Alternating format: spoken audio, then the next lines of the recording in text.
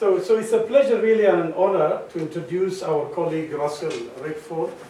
Russell, as you know, as you all know, is associate professor of history at Cornell University. He specializes in African American political culture after World War II, the Black radical tradition, and transnational social movement. These are, of course, the obvious facts about Russell. That is his affiliation, his areas of his specialization, and one could go on to state his other credentials, including publications, award, and accomplishments. But before doing so, I want to say these accomplishments are actually organically linked to his role not only as a scholar, but also as a public intellectual of a rare caliber in these times or in our times. Therefore, for me, what is more interesting about Russell as a scholar and a colleague is his commitment to issues of social justice and activism. In this regard, he follows, of course, in the tradition of the footsteps of radical Black intellectuals, from Du Bois, Fanon, Césaire, James Baldwin to Manning Marable, his own mentor, or from Ella Baker to Angela Davis, Sylvia Winters, Kimberly Crenshaw, and Barbara Ransby. And the list can go on.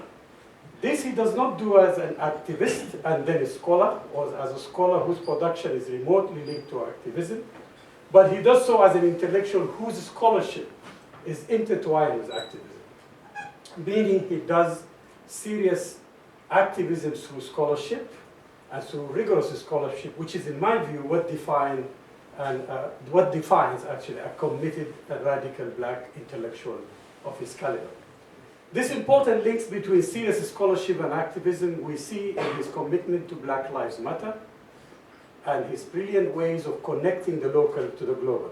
His commitment to Black Lives Matter is as strong as his commitment to causes which many scholars will refrain from in the era of careerism, neoliberal hold on higher education and the corporatization of the university.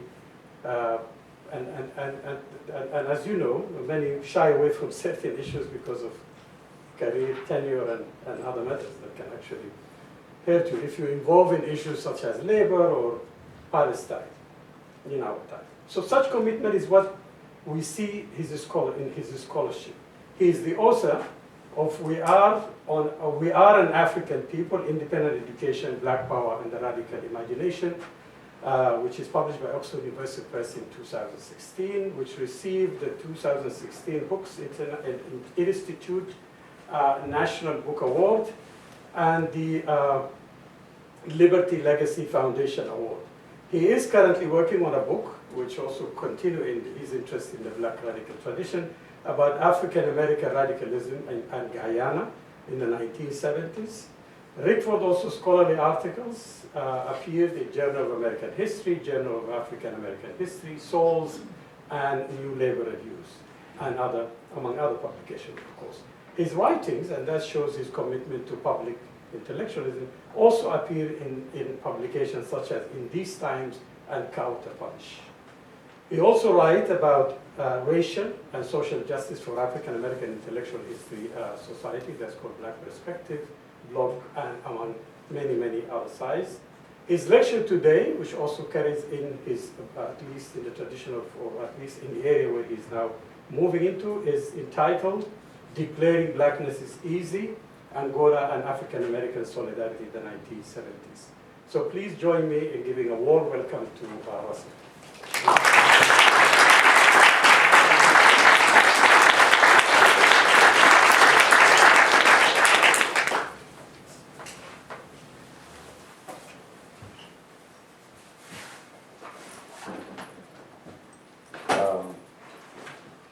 Thank you so much, Brother Salah. That was a very humbling introduction. I owe you a drink. Thank you to ICM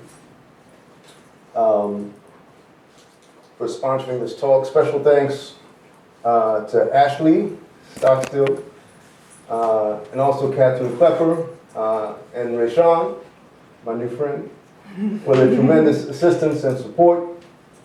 Thanks also to my partner, Adrian Clay, for inspiration and intellectual encouragement. I'd like to dedicate this talk to the brave people of Gaza and to Sajid Mozir, the 18-year-old volunteer medic who was killed by Israeli forces yesterday amid the latest assault on Palestine. Okay, so the groundswell of black solidarity efforts in the 1970s highlights the political dynamism of a decade commonly associated with the counterassault of the right. But the path of internationalism was fraught. Any examination of the circuits of African American transnationalism must reveal the blunders and setbacks as well as the triumphs. The Angola conflict of the mid-1970s exposed deep fault lines in global transnational movements, solidarity movements. The crisis forced a generation of African American progressives to rethink existing paradigms of transnational kinship. So what are the lessons of Angola? One lesson, perhaps, is that solidarity is difficult and often elusive. The affinities on which solidarity rests can be unstable, precarious. International camaraderie does not occur naturally or spontaneously. It is never inevitable. Notions of shared fate and mission must be actively, painstakingly constructed. As internationalists, we cannot be purists or perfectionists. We can, however, be self-reflexive, deliberative, compassionate. To understand the Angola question in African American politics, one must appreciate the depth of enthusiasm for Pan-Africanism. By the early 70s, a wide variety of African American progressives had embraced the ideology. The slogan, "Wherever we may be," captured the idea that black freedom was indivisible. The premise was that little more than minor differences of geography and history separated the descendants of Africa and the Americas from black people in other parts of the globe, and that these barriers could be overcome through the power of shared struggle. Some U.S. militants believed Southern Africa's liberation movements would elevate the entire Third World, eclipsing the significance of an earlier wave of nationalist campaigns, many of which had rapidly transitioned from formal independence to neocolonial subjugation. But internationalists also hoped popular anti-imperialism would empower black America, radicalizing the masses and engendering revolutionary consciousness. If many of the mass mobilizations of the late 60s had waned by the early 70s, the rising tide of Pan-Africanism promised to re-energize the rebellion, driving activists back into the streets. Another precept of transnational solidarity was the idea that black people in the U.S. were uniquely positioned to support revolutionary forces in other parts of the world. After all, African Americans formed a persecuted and generally oppositional population in the heart of Babylon, the richest, most powerful nation on earth. They thus represented a real or potential fifth column within the nerve center of global capitalism and imperialism. If the U.S. was an octopus with tentacles choking other nations all over the world, one black scholar argued in 1972, then, quote, the most lasting and devastating damage will be done in the heart of the octopus.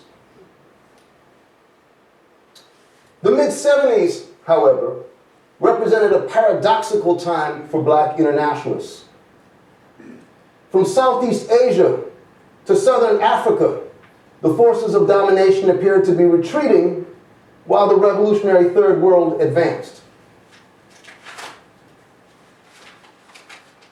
But feuds between black thinkers who viewed racial antagonism as the primary engine of rebellion, and those who saw class struggle as paramount, fractured progressive African American politics.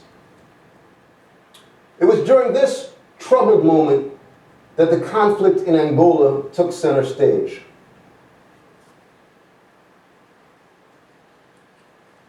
Armed struggle against Portuguese rule had raged throughout the 60s. The quest for independence accelerated after the collapse of the fascist regime in Lisbon in 1974.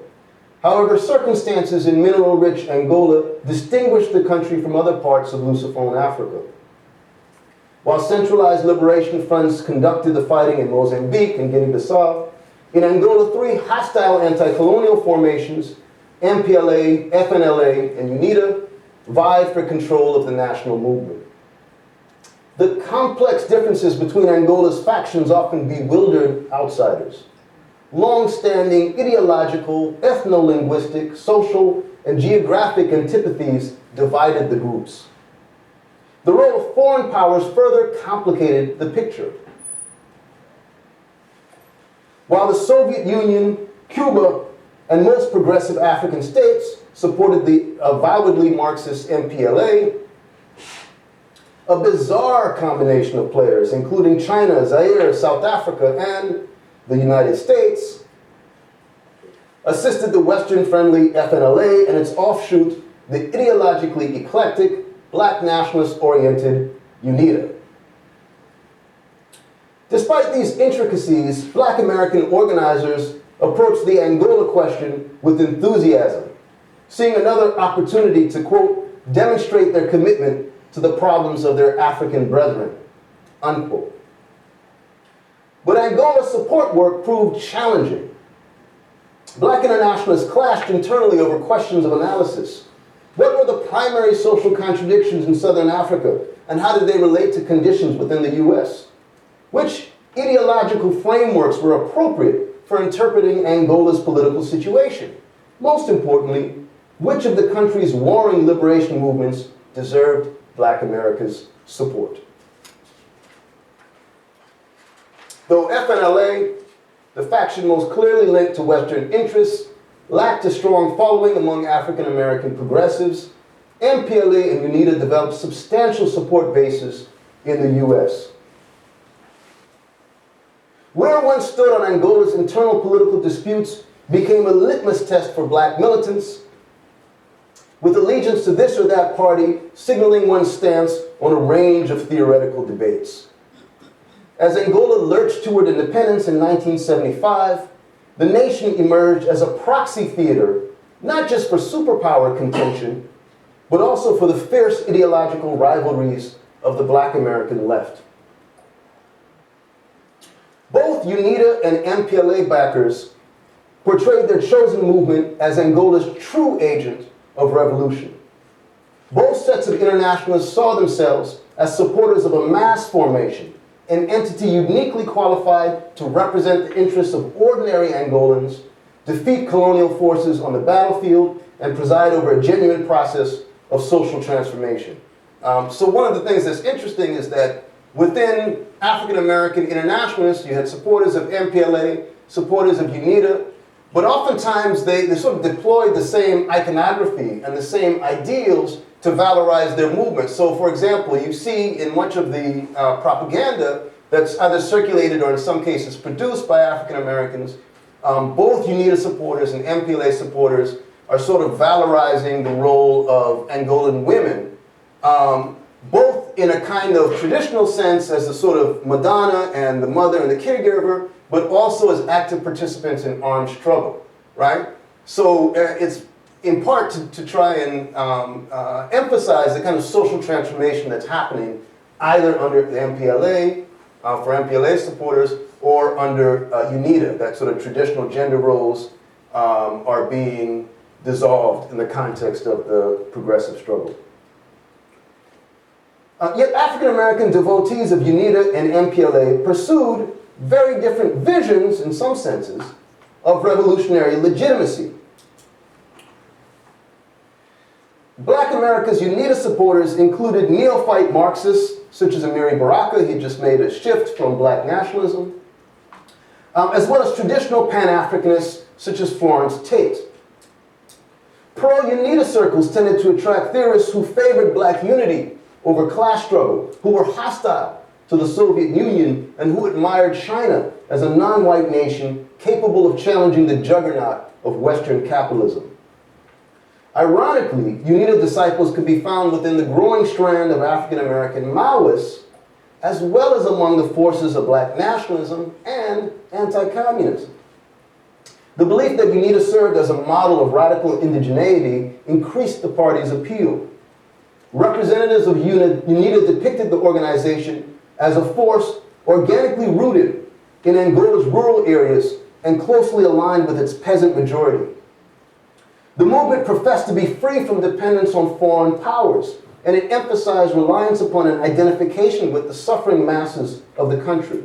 The people is UNITA, one of the group's spokesmen told the African-American publication Black World during a 1974 meeting in Zambia. They are the party, and the party is them. Such rhetoric matched the grassroots sensibilities of many African-American militants. It enabled UNITA followers to draw sharp distinctions between their adopted movement and MPLA, and to do so in terms that were legible within the context of black American politics. If UNITA exemplified revolutionary autonomy, MPLA was, quote, back to the hilt by Russia, unquote, and thus dependent on overseas aid.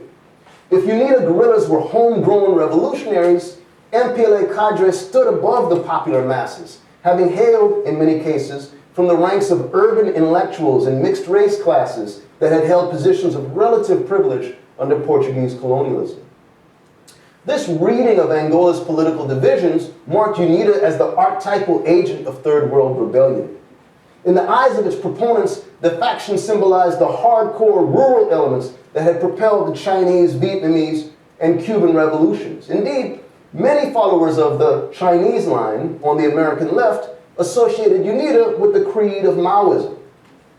The party's emphasis on self-reliance, mobilizing the indigenous masses, seemed to embody the principles of people's war.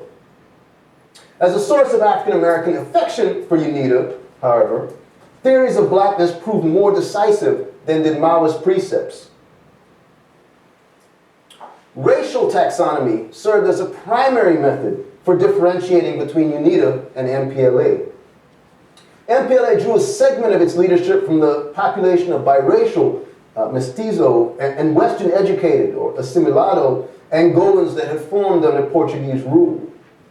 This fact enabled UNITA's spokesman to cast the rival organization as a mulatto elite, estranged from and resented by Angola's dark-skinned masses. MPLA members, they argued, were white lovers with lingering cultural and familial ties to Europe. In 1972, a UNITA official told an African-American activist that MPLA cadre, quote, fit the description of what Brother Malcolm called a house Negro, unquote, and, quote, usually try by all means to be next to the white man, unquote. UNITA leaders bolstered their reputation as authentic nationalists by embracing the motifs of black power. They named one of their military units after the Black Panthers. They addressed black Americans as soul brothers. They maintained that African Americans and Angolans were engaged in a common struggle for, quote, the salvation of the black nation the world over, unquote. They insisted that internecine battles notwithstanding, the conflict between black Africans and European oppressors remained Angola's primary social contradiction.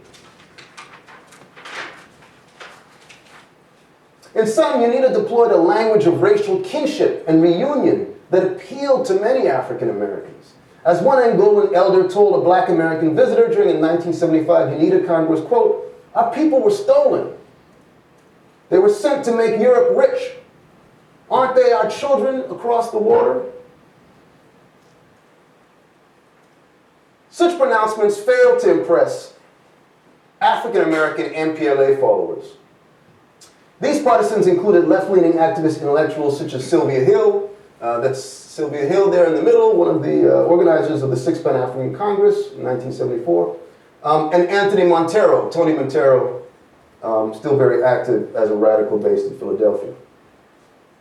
Backers of MPLA regarded the faction as Angola's genuinely revolutionary force, while they saw UNITA as an instrument of neo-colonial sabotage. Many African-American MPLA advocates were veteran internationalists with ties to socialist formations in the US and overseas. These connections strengthened their view of MPLA as the legitimate representative of the Angolan people and as a popular movement committed to creating what one Chicago-based solidarity group called, quote, a new egalitarian social order in which Angola's wealth will be used for the benefit of all Angolans, unquote. The problem was that MPLA leaders sponsored few outreach activities in the US, where the political establishment was patently hostile to revolutionary socialism. This left MPLA admirers at a disadvantage when it came to countering UNITA's powerful appeals to African Americans. The fact that MPLA cadre eschewed the rhetoric of black unity also hindered the development of a strong rapport between the movement and black America. African American proponents of MPLA responded to these challenges by marshaling the language of political economy. They argued that MPLA was the only liberation front in Angola pursuing a program of total social reconstruction. The party's firm stance against both foreign domination and internal exploitation, they asserted, reflected its genuinely revolutionary character. In their view, MPLA was dedicated to, quote, making Angola's great resources work for the benefit of the Angolan people, not foreign corporations or small localities, unquote. Followers of MPLA tended to see progressive multiracial alliances as essential components of social justice movements. The MPLA's staunch anti-racialism resonated with them. As the Chicago Committee for the Liberation of Angola said of Southern Africa, quote, we see the struggle in these areas primarily as a political and economic one for control of natural and human resources and reject the idea that it's solely a racial struggle of black against white. A genuine Angolan revolution, MPLA adherents argued, would eliminate all vestiges of ethnic and social stratification. Quote, in the liberated areas, MPLA mobilized the people to determine and control their own future, not just change the color of the faces of the rulers, New York City's MPLA Solidarity Committee explained. Advocates of MPLA hailed the Angolan Party as a truly nationalist formation that had overcome ethnic barriers, organizing Angola's anti-imperialist forces without regard to color or caste. By contrast, UNITA leader Jonas Savimbi exploited ethnic antagonisms and used dubious concepts of racial affinity and African traditionalism to rally supporters. In short, MPLA devotees contended, UNITA was a political distraction, a device for manipulating the Angolan people's legitimate aspirations for self-rule. Though Savimbi spouted black nationalist rhetoric, the UNITA leader, in the final analysis, he was a rank anti-communist and an opportunist who had demonstrated his willingness to appease Western capitalist interests. Ultimately, African-American MPLA followers framed transnational solidarity in socioeconomic terms while de-emphasizing bonds of race or color.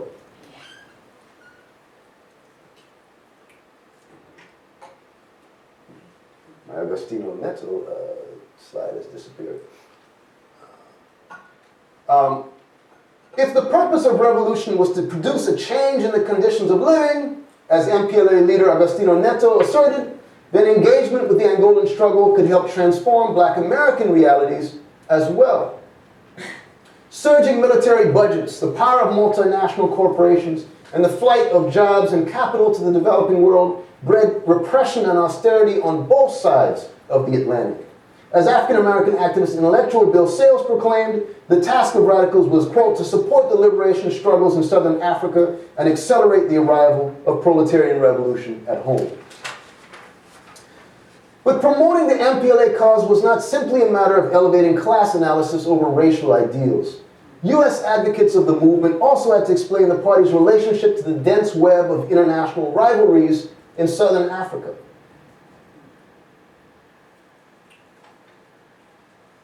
By 1975, colonial rule in Angola had collapsed. During the turbulent prelude to independence, a host of foreign powers I lost my place there. expanded their footprints in Angola.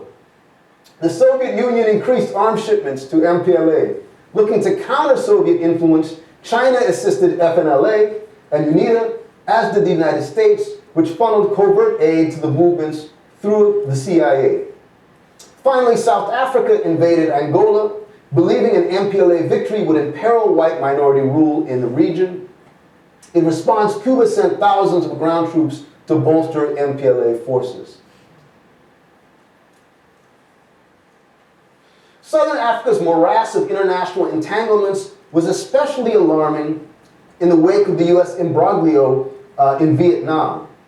Black American observers saw the clash of foreign interests in Angola as a threat both to world peace and to African self-determination. By late 1975, opposition to the presence of all outside forces in Angola and support for reconciliation among the country's three anti-colonial factions emerged as yet another strand of African American opinion. A number of black American thinkers called for, quote, superpowers out of Angola, while urging the country's liberation movements to end mutual hostilities and form a unity government to oversee the transition to independence. The demand for a government of national reconciliation appeared to affirm the Black Power concept of unity without uniformity. It also freed African Americans from the task of examining the complex political divisions that separated MPLA, FNLA, and UNITA. So it's difficult to see, but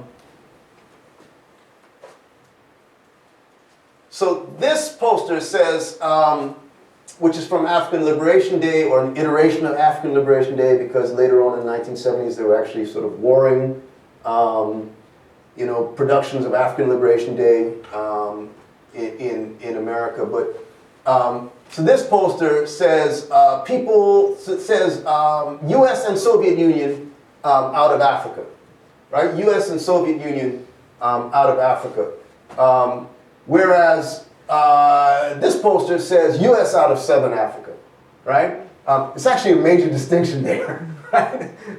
So this one is calling for all superpowers to get out of Africa. We want African self-determination, right? And this one is saying, the United States is the sort of spearhead of imperialism, and focusing on them.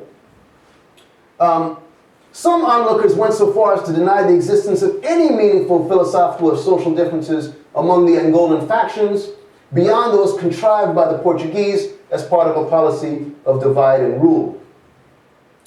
Narratives that identified European or Western manipulation as the principal source of Angola's civil strife proved compelling to many African American militants, particularly those who defined liberation as the restoration of organic lines of black solidarity that had been damaged by white usurpers. However, calls for the withdrawal of Angola's outside forces did not rest solely on black nationalist ideals. African American foes of the Soviet Union, especially those who sided with China in the deepening Sino-Soviet split, also embraced non-intervention. Indeed, the superpowers out of Angola line became a vehicle for promoting the doctrine of Soviet social imperialism. According to the argument, the Soviet Union was, quote, socialist in words, but imperialist in deeds. Moscow, no less than Washington, had intervened in Angola to increase its influence in the region. The Soviets had no genuine commitment to Third World Revolution, the argument went.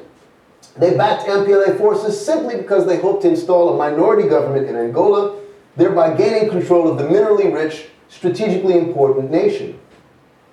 The assertion that Moscow sought world domination hinged on leftist critiques of the Soviet Union as a corrupt socialist regime, a bureaucratic state whose revisionist policies had led it to abandon visions of global revolution and seek peaceful coexistence with the capitalist West, even as it bullied weaker nations. Some black, Latino, and Asian radicals in the US argued that Moscow, so this is a critique of post-Stalin Soviet Union. Some black, Latino, and Asian radicals in the US argued that Moscow, a rising imperialist force camouflaged by the facade of socialism, posed an even greater threat to the Third World than in Washington, whose international dominance appeared to be waning in the aftermath of the Vietnam defeat. As the ideological skirmishes over Angola intensified through 1975, MPLA backers in the US found themselves battling overlapping black nationalist, Maoist, and anti-communist interpretations of the conflict. African Americans who lamented, quote, the killing of brother by brother in Angola, MPLA admirers insisted, tended to overlook the internal struggle between the country's genuine anti-imperialists and those nationalists who were willing to safeguard the interests of foreign multinationals. Claims that the Soviet Union was, quote, just another Western power, unquote, further distorted reality. The historical shortcomings of the Soviet experiment notwithstanding, Moscow had actively supported within Angola the anti-imperialist forces that Washington had actively conspired to suppress. Tales of superpower infiltration, MPLA proponents asserted, also ignored Cuba's essential role in Angola. Despite Washington's pronouncements, Cuba was hardly a mere instrument of Soviet machinations in Africa. Leaders of MPLA had sought and received Cuban aid in the form of substantial airlift of troops, including many Afro-Cuban soldiers, at a time when foreign combatants from Western mercenaries to South African soldiers had penetrated Angola and were poised to overrun the country. The Cubans, in other words, had acted as comrades. They had demonstrated in concrete terms the depths of their revolutionary solidarity, something a generation of radical African Americans were striving to do. The political wrangling over Angola entered a new troubling phase in... Oops. Yeah, I think you're good now. I went back on my promise. No, this that makes yeah. Okay, cool. Thank you, Risha. Homie. All right. Where was I? The political wrangling over Angola entered a new troubling phase, late 1975. News reports that winter revealed that UNITA had collaborated with the imperialist forces that were attempting to destabilize the African country and thwart its passage to independence under the MPLA. Savimbi, it turned out, was a client of the CIA, which was covertly funding anti-MPLA fighters within Angola, including European and American mercenaries. The UNITA leader had also partnered with the ultimate defender of white reaction, apartheid South Africa. Savimbi's open collusion with South African regiments in the fall of 1975 appeared to confirm UNITA's role as a willing agent of counter-revolution. The UNITA revelations rattled black liberationists in the US. This, of course, is the famous picture from the repression of the Soweto uprising in South Africa in 1976. The UNITA revelations rattled black liberationists in the US. The disclosures prompted agonized soul-searching on the left. How could so many members of the black diaspora have so utterly misread the situation in Angola? For many commentators, the failures of African Americans to carefully examine Angola's internal and external dynamics had led to tragic misunderstandings of the conflict. Many observers had viewed the crisis in southern Africa through the lens of preconceived theories. Crude formulas had created a fog of ideology, obscuring Angola's actual social conditions. Racial thinking had deepened the confusion. Dazzled by the mystique of black authenticity, African American observers had overlooked evidence of UNITA's eclecticism and conservatism. The logic of racial kinship had precluded sober scrutiny of Angola's political factions, their international alignments, and their willingness and capacity to combat imperialism. As Guyanese scholar-activist Walter Rodney declared during a 1976 talk about Angola at Howard University, my own alma mater, in Washington, D.C., quote, "Declaring blackness is easy," unquote. If the UNITA debacle had proven anything, another writer noted, it was that uninformed acts of solidarity can be disastrous. In a sense, however, the call for more and better information about Southern Africa only further concealed the realities of transnational practice. Few internationalists could hope to master Angola's intricate historical and contemporary details. The complexion of events was constantly changing, and Western observers of Southern Africa often received woefully incomplete accounts of political developments in the region. The search for righteous solidarity was not just a question of diligence or sophistication. Transnational camaraderie was less an empirical exercise than it was a complicated act of interpretation. Activists could guard against dogmatism and idealism, but their attempts to comprehend the larger world necessarily involved elements of subjectivity. Notions of global affinity had to be constructed and reconstructed in particular contexts based on specific social and political imperatives. In other words, solidarity was always contingent upon the shifting terrain of political imagination. Ultimately, the Angola saga inspired greater vigilance among African American internationalists. Battles for political legitimacy, they concluded, could no longer be driven by rigid quests for the correct line. New theories of analysis were required. Rather than mere expertise, what was needed was an ethic of struggle that enabled progressives to act with integrity, even as they strove to assess the facts at hand. Information was an essential weapon, but self-criticism, deliberation, and adaptability were equally vital. Above all, people of consciousness needed a willingness to reconsider and even to reverse course when the flaws of previous positions were revealed. The work of solidarity continued, yet a sustained, truly popular Angola solidarity movement never developed. The 1976 youth uprising in Soweto, South Africa, led many activists to pivot toward the fight against apartheid, a cause defined by a seemingly unambiguous clash between white oppression and black resistance. For radical U.S. Internationalists, the Angola crisis proved an appropriately sobering prologue to the final quarter of the 20th century. Those who had depicted Western capitalism as a wounded beast, dangerous but dying, confronted a vastly different reality in the ensuing years. The rapid transnational expansion of capital, the decline of the non-aligned movement, and the degeneration or collapse of socialist states mocked the, quote, just restructuring of relations between the northern and southern hemispheres of the world envisioned by some anti-imperialists. As they attempted to adapt to shifting power configurations, some veterans of 1970s solidarity movements continued to heed the lessons of Angola. Ideological combat and quest for orthodoxy no longer defined their engagement with transnational campaigns. Meaningful solidarity, they had learned, sprang from shared conditions and linked fate, rather than from revolutionary doctrines or decrees.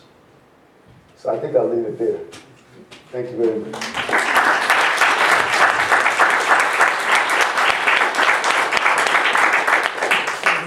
Take questions and comments.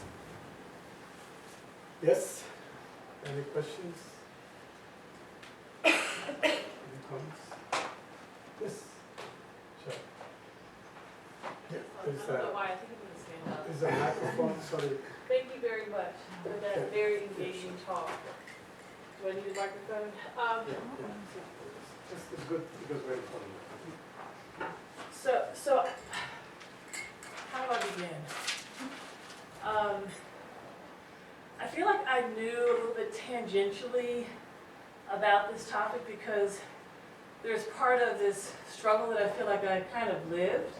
Growing up, some of those images of Washington, D.C., I was probably maybe there as like a, 1-year-old, no, I'm joking, but anyway, as a 10-year-old. And so I really appreciate the way in which you have very complexly, but also, with the exactitude of a surgeon, gone through these really intricate histories to show the different ways in which solidarity can and cannot work transnationally. One of the things that I also wanted to point to and compliment you on is the way in which you use these visual images to draw us in and to illustrate the complex narrative that you've sketched for us today. It's my first PowerPoint. Well, I got some kinks to work out. You're very, very masterful about it. Now, there's an image that I wanted to refer to that has the word mass Yeah. something in it. But I wanted to ask you if you could talk about, this image in particular, which I think is really, really captivating, and also I think illustrates in a way sort of the ephemerality of this history that you're discussing. Yeah. The kinds of images that you've been able to draw from, I'm going to assume, your personal archives, from other archives, to be able to illustrate this narrative and to bring it to the fore in really tangible ways. I think should enable us to look at images like this and try to think about, well, how was this, it looks like it was something that was on like a mimeograph, machine, that it was something that was passed out by hand. You got to bring your own liquor, or excuse me, your own refreshments, to make a donation to this. So I wanted to hear you talk a little bit more about, if you could please, this image, and also how you envisioned, as this is your first PowerPoint, but the use of these images in the narrative that you're building, because it's really, really important, especially those relationships between African American solidarity and Angolan struggle, but also the shift that I also lived to the South African struggle. Yeah. And then the last question, I think it's kind of a question that I wanted to ask, is about. I also love the image that you show of. I can't remember. It's the adoption of sort of Black Panther garb. Oh, yeah. And so I was wondering, is that, that type of image something that, how does that translate to the African Americans who are in solidarity with these different groups in Angola? Is this something that, I see this image, it's really familiar to me because there's berets, there's a black leather jacket, they're in step together. Are these images something that are so familiar to African Americans because we just would have, lived through it, or still living through having, relationships with the Black Panther Party? Mm-hmm. Okay, I'm gonna pass the mic on. I'm not gonna drop it. Thank you, Sharon. Thank you. So, okay. So Salak, I'm sure, can answer the question about the images much better than I can. I actually got this. I just got it off the internet. It can be a marvelous tool, Google. But it's and actually, because I'm bad at cropping and stuff, you can't really read where it's from. But and it's also difficult to sort of understand the images. But this is, in the parlance of the time, a runaway shop. This is depicting capital mobility. The factories are leaving, and they're going to find cheap labor markets, right, in the third world.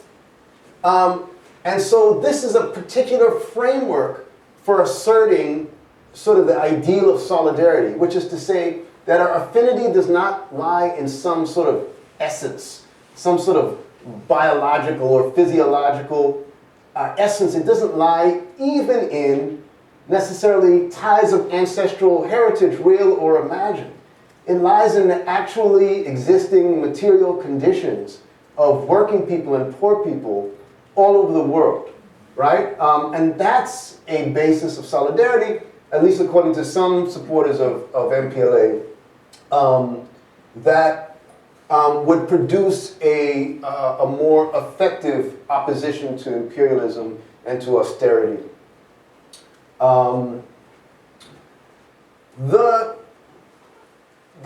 The piece that I want to, okay, well, let me leave that for a second.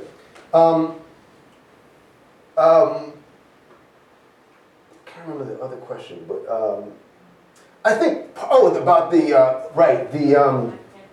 Black Panther garb. So this is Savimbi, this is head of UNITA.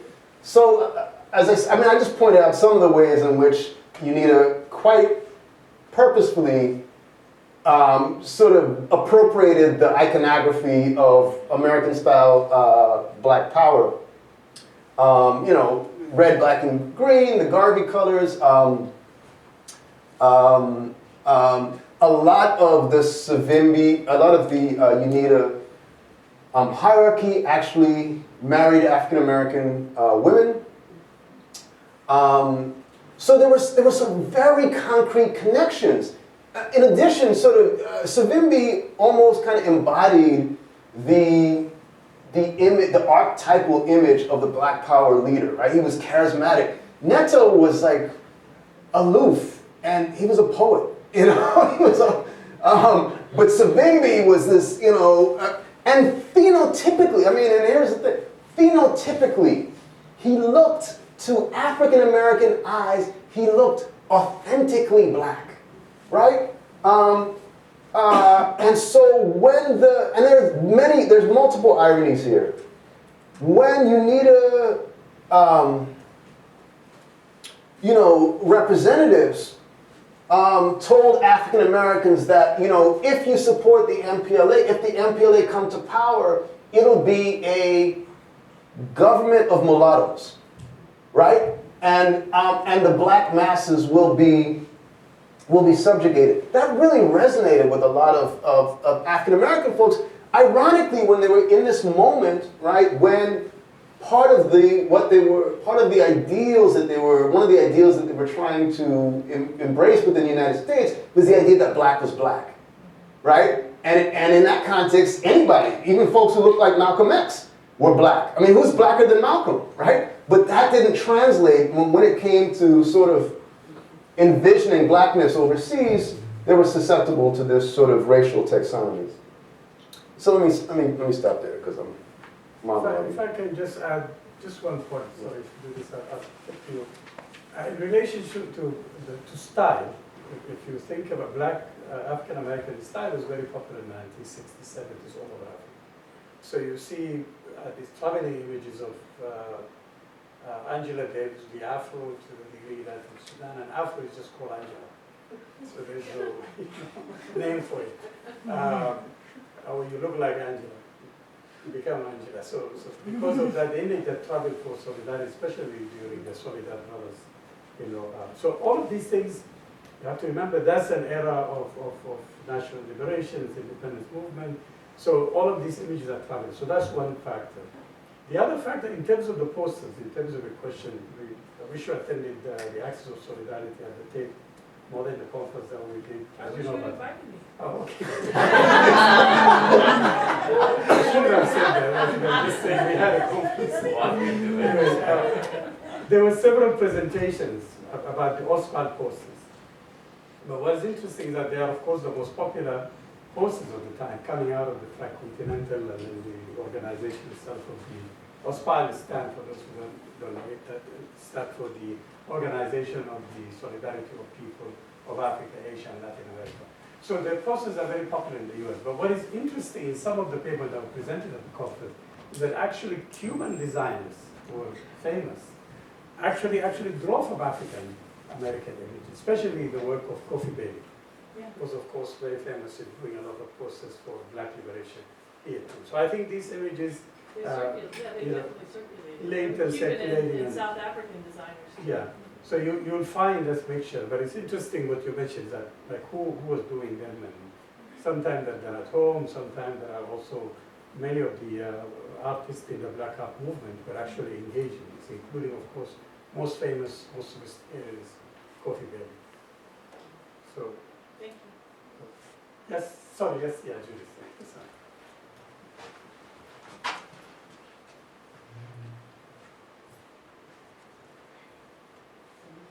Can you hear me? Yes. Yeah, okay. Thank you so much for this talk, Russell. And like Cheryl, I sort of date myself because I remember some of these debates. You were one too. And one of in terms of the posters, the one with the woman with the machine gun, there's a really popular one that's used a lot for South Africa. Mm-hmm. And that one, in fact, Anne McClintock did a whole article, in fact, would sort of reference that idea of the lack of contradiction, in fact, between an armed woman who is also a mother. Right. And so motherhood was important in spite of the fact that you also had women in the armies in these countries. The other thing that I recall from this is that these discussions got into many people's homes through Like It Is, that show that Gil Noble did. Yep. And, it was Sunday, like 1 o'clock, and if you watched whatever Sunday morning show was on CBS, then you turned to ABC for Gil Noble's For Like It Is. And one of our complaints was that he didn't have enough of the radical voices on that show. I can't tell you how many times, and not to throw shade, but John Henry Clark was a standard person on that show. And, he was coming at this from a different perspective. Yeah. One of the interesting things, though, is that on his staff, Lumumba Brath was on his staff, and Lumumba took the Marxist position on this. And he had, I think it was called the Patrice Lumumba Coalition. Right, exactly. And I didn't realize his brother was Braithwaite, Kwame Braithwaite, the photographer. Photographer, yeah. But so even within then that small group of people involved in Like It Is, people are on different sides of this whole question around Angola. And so, the importance of Like It is something to also think about, because you didn't have to belong to one of the political organizations to be aware of this debate. Yeah, definitely. Thank you. This is part of the reason why, so Angola was such an excruciating episode for Pan-Africanism and for Black internationalism. It was excruciating for a number of reasons. Number one, it sort of comes in this very odd moment where there's tremendous cause for optimism, as I suggested, right? The defeat of the acceleration of the armed struggles in Southern Africa, the defeat of American imperialism in Vietnam, and on the other hand, against the backdrop of this sort of really ferocious ideological debates. Why else was it excruciating? I was going to say something else. Can't remember. Oh yes, right. Because it led to these sort of deep, or it sort of intensified these sort of deep fissures within organizations, within sometimes very small cadres, because many of the sort of mass movements had splintered, and they were just this sort of sects. But even Florence Tate became a paid publicist for UNITA in DC. Her daughter,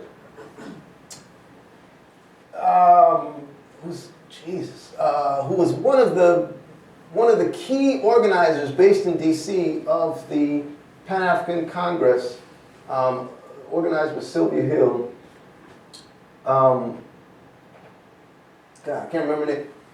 She was a staunch MPLA supporter, right? So in Florence Tate's archives, there are these nasty letters between her and her daughter, right? She's, as you say, throwing shade. She's throwing, So it literally was breaking up marriages.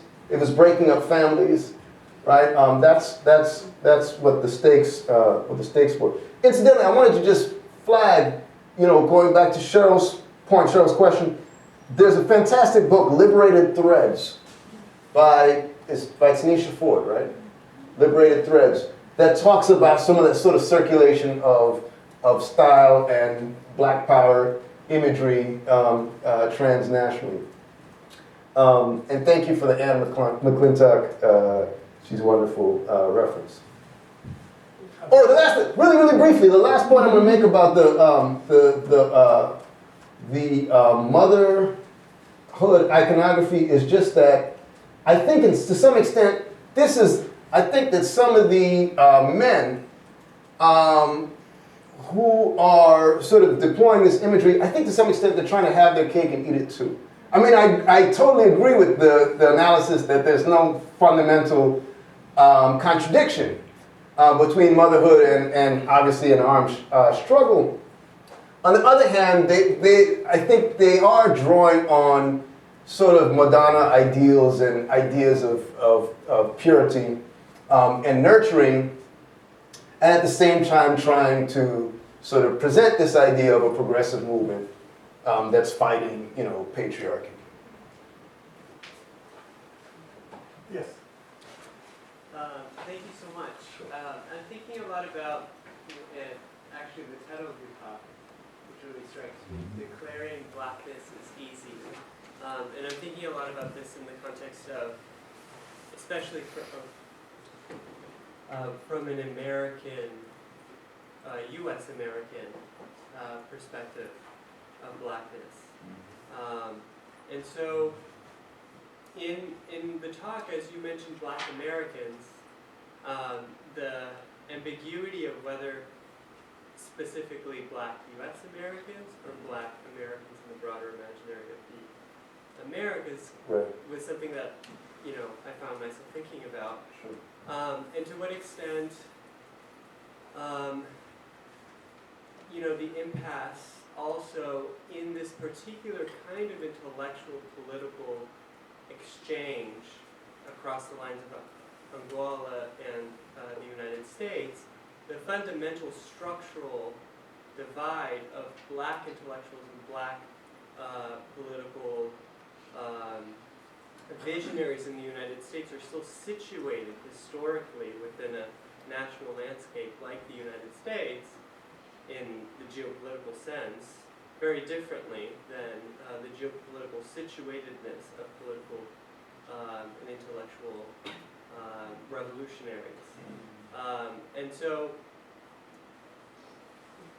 in your work, are you thinking too about how this exchange across Blackness, specifically North-South, but also South-South? And I'm thinking a lot about American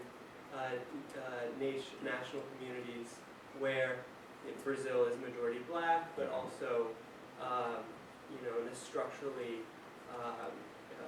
structural position vis-a-vis the United States, where that kind of exchange also had to always keep in mind these questions of Black emancipation, but also national and anti-imperial resistance. So yeah, more about kind of the exchanges across the Americas and to what extent you found nuances. Sure. Well, I just put up Rodney because Rodney's from the Caribbean, is Guyanese, to sort of illustrate your point about diaspora. So I think it's a complex question and it's an excellent question. And I'll try to be brief, which is not my strong suit, but I would only to say that part of the debate about Angola had to do with really the place of Cuba. And Cuba was complex because, going back to 1960, you have Black radicals who are discovering Cuba, who are traveling to Cuba, Harold Cruz and Sonia Sanchez and Amir Baraka and others, and are enamored of Cuba and its sort of official anti-racist project there. Even those African Americans who sort of profess, who claim that you can't really get blacker than Castro, right? So that's a kind of blackness that Rodney might embrace. It's a political blackness, right? On the other hand, and you talked about Ospau and the Tricontinental and the sort of radical valorization of third world struggle that's coming out of Cuba. On the other hand, and we just read about this in my grad seminar, the fantastic new book on Cuba, which is called, what? Tricontinental. The tricontinent, it's like, I can't remember the subtitle, the tricontinent. Anyway, at the same time, there's tremendous anti-blackness within Cuba, right? And so African Americans are grappling with these complexities. So I mean, for me, what's remarkable, I mean, I love the 1970s, right? Because I think the 1970s is where the rubber hits the road, right? I mean, African Americans have within a short period of time emerged from the doldrums of the Cold War in order to engage in all of these really rich and complex ways. You know, the Global South, Third World Revolution, you know, heads of state, you know, rank and file revolutionaries. And so they're dealing with these sort of very complex questions of identity and allegiance and affiliation in real time on the ground in the context of struggle. And they're making mistakes, but not because of, but they're mistakes in the context of a sincere and actually very sophisticated, in many ways, search for truth, right? And that's what brings me back to this, historical material. If I can just, so I mean, I think my takeaway, even though, you know, obviously it's clear, like, which side MPLA are you needed, that I'm, you know, sort of biased toward, it's not just, the story is not just about class over race, actually, because there's sort of, you know, there's an imaginary on both sides, right? And I'm really interested in understanding that imaginary. I think part of, for me, the lesson for me has to do with the seduction of recognition, right? I mean, going back to the Black Power, where's the Black Power iconography? There's something very seductive, right? About, especially for black folk. I mean, African Americans, man, we feel so isolated so much of the time. There's something powerful about going overseas and seeing, you know, us. You know, it's incredibly affirming. And I think that can be positive, but it also can be really dangerous, right? It can be seductive in a way that's dangerous. I mean, on one hand, part of the premise of 1970s Pan-African or Black internationalism is that actually, you know, these sites of revolutionary upsurge in the Third World, particularly Southern Africa, actually represent the vanguard of global black struggle. And it's the role of African Americans to demonstrate revolutionary solidarity by offering support. But when African Americans they hear this rhetoric, you know, and they see this symbolism, it suggests, it centers them again, right? That in fact, this long-standing African-American preoccupation with being the vanguard of the black world is affirmed. And, you know, Savimbi knows this, the CIA probably knows it too. You know, so. Sorry. I loved your talk, Russell, and I have a lot of questions, but I'm just going to ask one. You mentioned, or you alluded to this question of imaginaries, and I think that we've talked a lot about these very interesting connections in terms of visual culture, in terms of style, and all these different things in the creation of this transnational blackness and a revolutionary consciousness across all of these different spaces in the in the Atlantic world and in Angola. But I was wondering too if you, in your research, if you found any indication of shared historical imaginaries, in the sense of thinking about the Black Panther Party and thinking about these anti-colonial groups that are cropping up in Angola. Are there certain moments in history within, I don't know, Haitian Revolution or rebellions or anti-colonial insurgencies to which they're modeling some of this historical consciousness around? I would Yeah. Just So are black, you mentioned Black Panthers, so are Black Panthers, you're saying are Black Panthers borrowing, or are anti-colonial insurgencies overseas borrowing? Is that the question you're asking?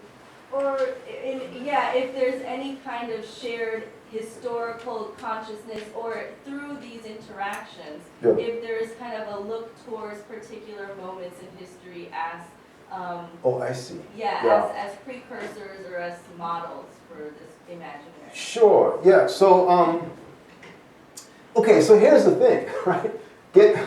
Again, UNITA talks about Garvey,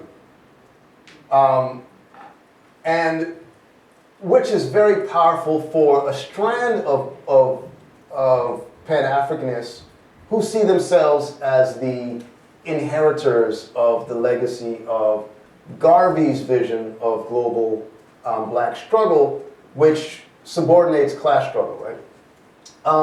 So UNITA, they invoke Garvey, and as you heard, they invoke Malcolm, right? And in fact, Savimbi even has this narrative that, I was becoming friends with Malcolm right before he got shot. When people get martyred, everybody was becoming friends with them right before they got martyred.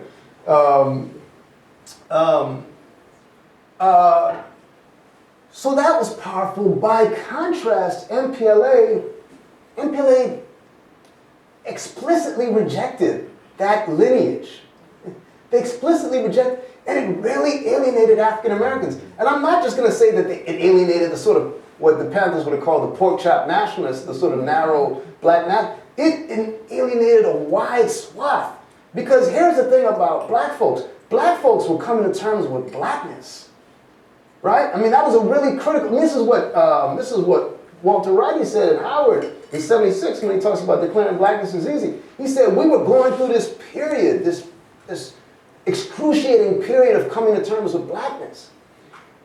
And we were also, embracing Maoism, some of us, and thinking about Marxism, Leninism, but blackness was fundamental. And so to go to 6th Pan-African Congress, Tanzania in 1974, and to have the MPLA delegation say, we reject that. Our struggle is for economic transformation and justice, and it's not about color. We reject that, right? Of course it has, the question of color, even the question of blackness, the metaphor of blackness, it has an entirely different valence in Angola.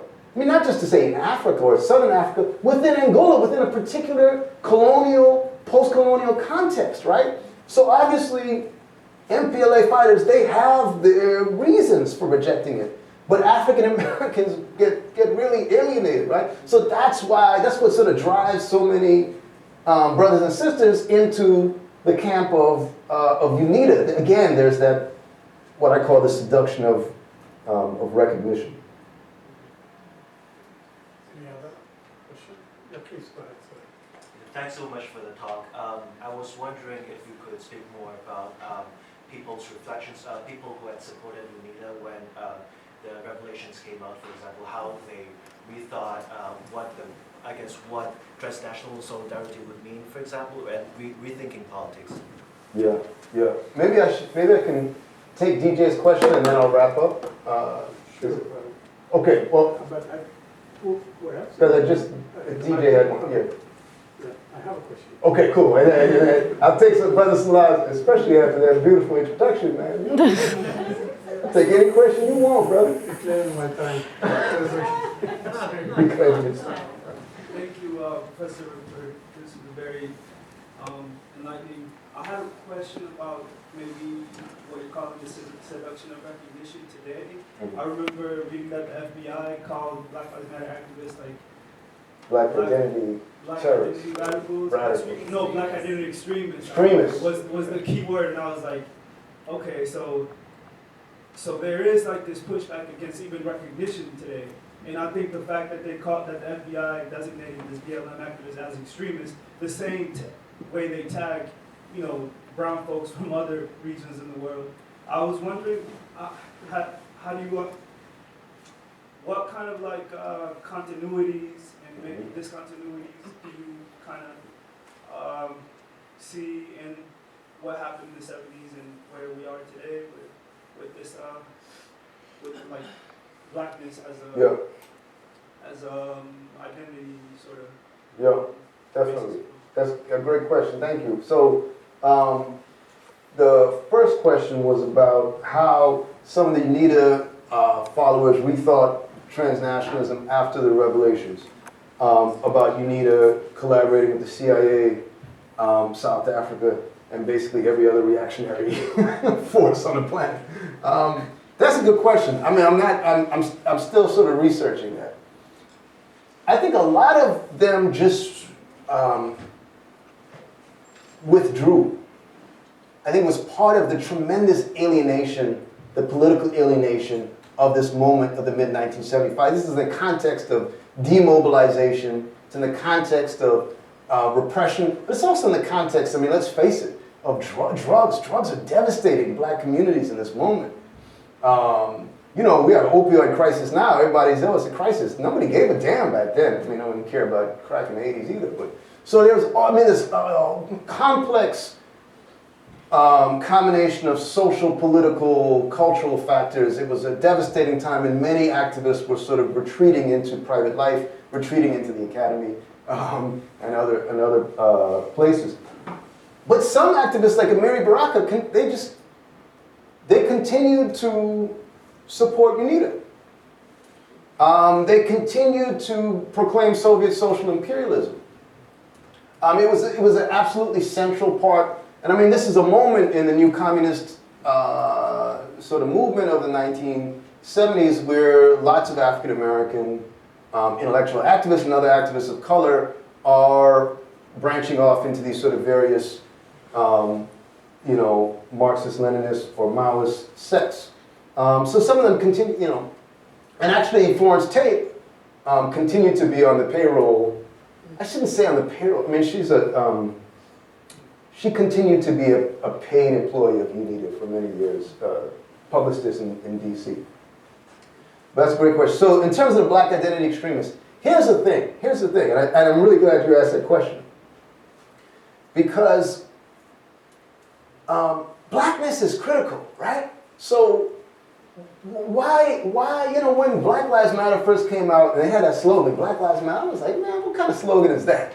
You know, back in the day, you had Black Power. I like that, right? Black Lives Matter seems so anemic. But you know, the blackness part of it is critical because that came on the heels of a long period where you couldn't say black, right? I mean, isn't that how Obama got into office? He never said black. He would wink at it, you know, he'd sort of go around it, but Obama was never, you know, if I had a son, it looked like Trayvon Martin. He's winking at blackness. But what black youth, young people in particular recognize, and other black folks, is that, you know what, if we play that game, we're going to continue to lose, right? We stopped saying black, they kept killing us.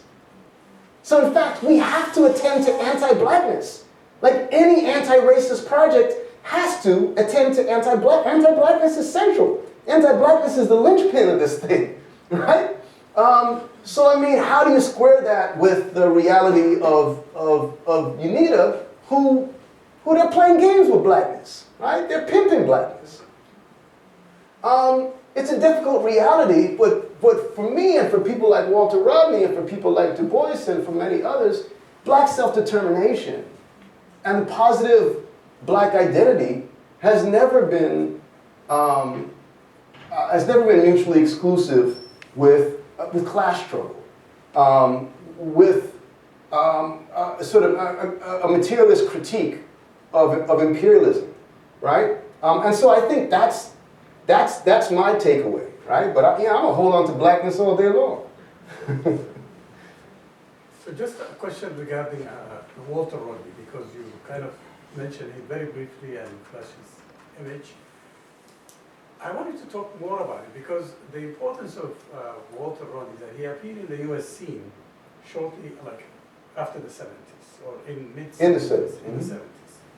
After, of course, you know, a period that he spent in Dar es Salaam University, where he did his book, which became the most important piece of his scholarship in Yeah. terms of public intellectual, How Europe underdeveloped Africa. developed Africa, but then he also was a great historian of the Guinea coast too. That's right. But when he came here, his role is also became very charismatic because he gave lectures. I remember in Sudan, we used to get these tapes of some of the lectures that he gave in DC. One of them is a famous lecture at Howard University. And the tape of it still exists on YouTube and others. And so I was wondering if you can talk more, because his appearance must be kind of a, how would I call it, corrective in terms of linking the national with the international. And he carries, of course, certain consciousness of what was happening in Africa through his own experience of being in Tanzania and witness to some of the transformation there. Yeah, that's my next book.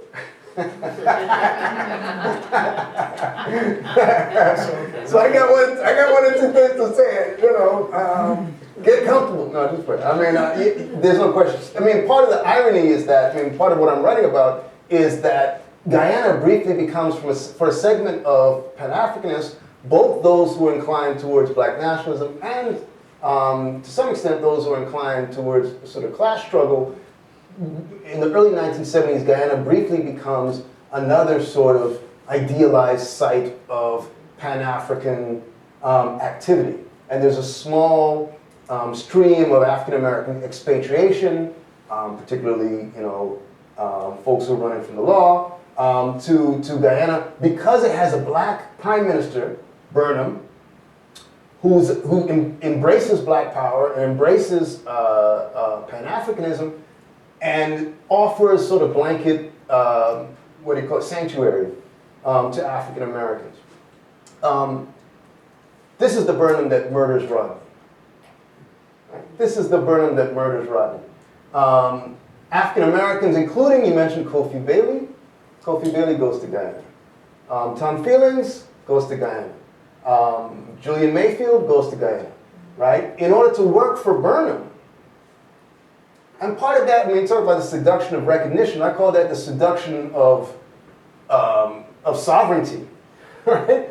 I mean, you know, looking around the world, African Americans searching for a counterforce to American imperialism and racial capitalism, and the allure, the euphoria even, of black nation states and black heads of state, right? And now in our hemisphere, right? Just heading south, you know, that south axis that we're talking about. So Rodney embodied those,